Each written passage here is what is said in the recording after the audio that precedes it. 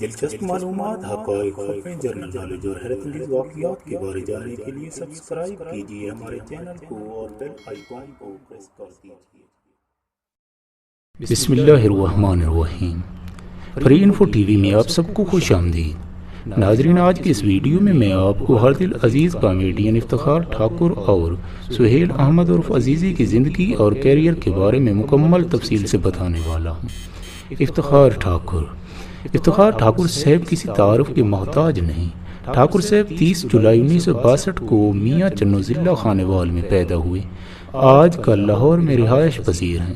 افتخار ٹھاکر صاحب نے بطور اداکار اپنے کیریئر کا آغاز سن 2000 میں کیا۔ اس سے پہلے وہ گاڑیوں کی ایک ورکشاپ میں کام کرتے تھے۔ انہیں اپنی حاضر جوابی مضحکہ خیز اشاروں اور اپنے چہرے کے تاثرات کی وجہ سے عوام میں بے حد مقبولیت حاصل ہے۔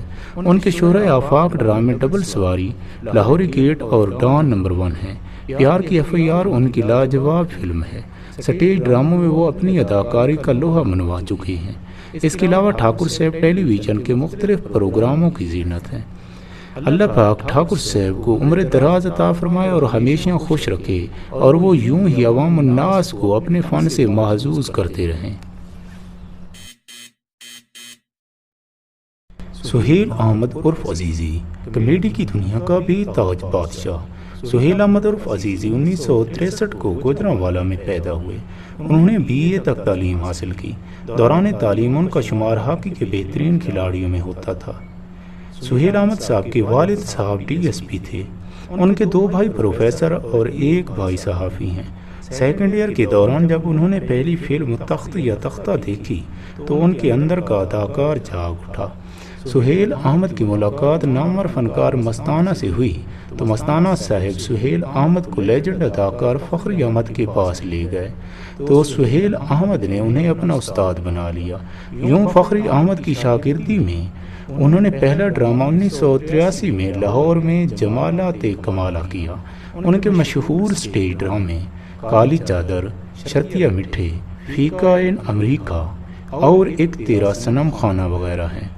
دنیا ٹی وی کے پروگرام حسب حال میں وہ بطور عزیزی جلوہ گر ہوئے اور اس کردار نے انہیں شہرت کی بلندیوں تک پہنچا دیا۔